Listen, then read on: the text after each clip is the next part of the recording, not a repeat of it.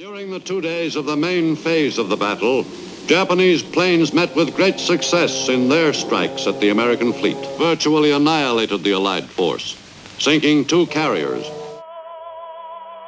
The Japanese fleet moved steadily toward its objective. The invasion force included a powerful array of warships. The Japanese movement south was challenged by a ragtag Allied force of American warships. The command to hit the enemy's naval units was carried out on schedule. The Japanese naval forces went into action at once. The planes took off at intervals of several minutes. Early after dawn on May 8th, operating with little coordination was foredoomed to defeat. In the key naval battle of the Coral Sea, losses were almost evenly divided as far as ships were concerned. But the Japanese invasion force had been successfully put to rout. All the ships sunk in this first battle in a new kind of naval engagement were hit by planes. The surface ships never exchanged a salvo.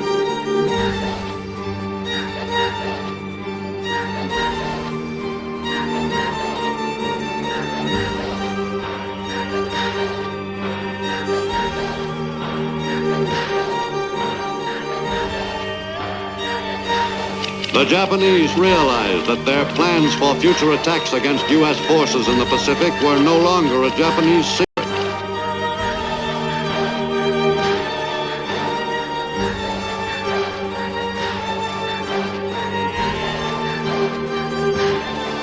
The planes shot down constituted a considerable percentage of the carrier attack groups.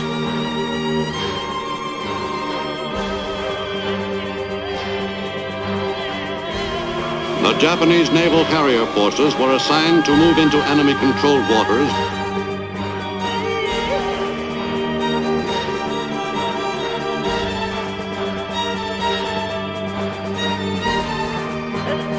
The pilots in both groups were hunting for big game. Their principal targets were, of course, the carriers.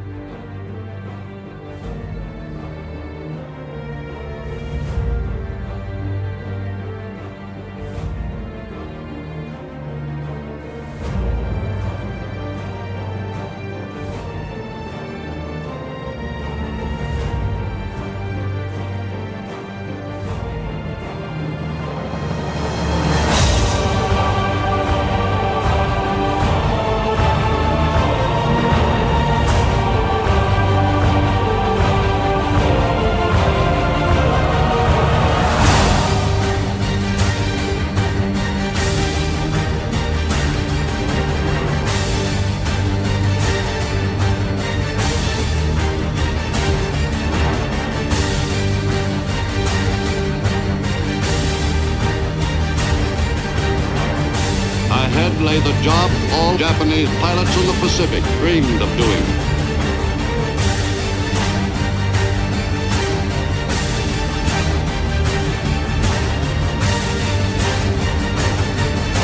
Every man in the fleet held his breath.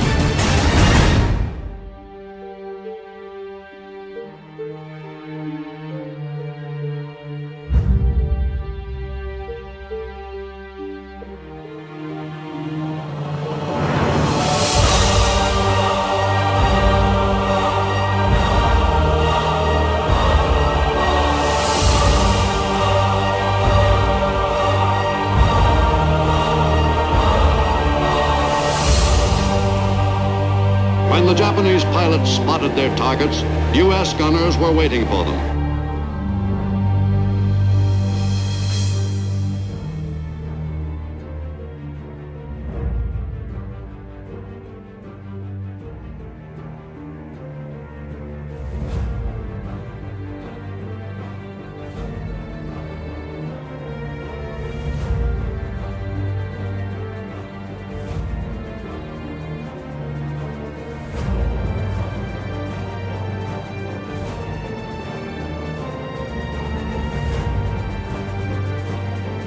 high command felt that something incredibly bold was needed.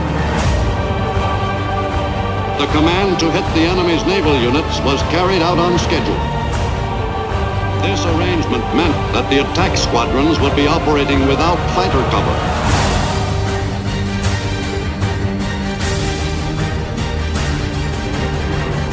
The strike group's commander, whose fervent desire to strike further and further into enemy territory, was justifiably proud of his team's performance.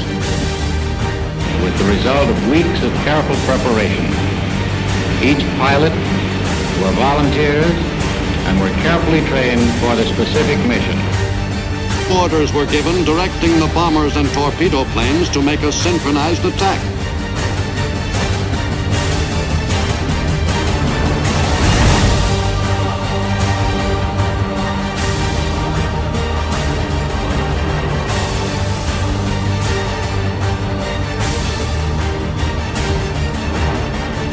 However inept the planning, the Japanese forces took the initiative with great determination.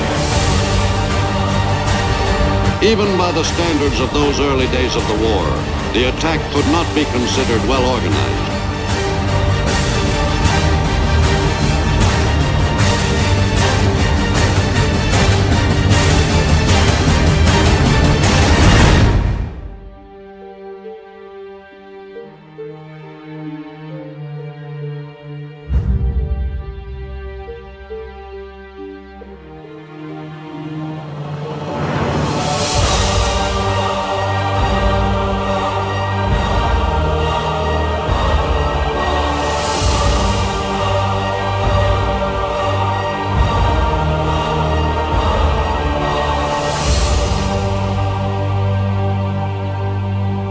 The strike group's commander called the flight one of the most courageous deeds in all military history.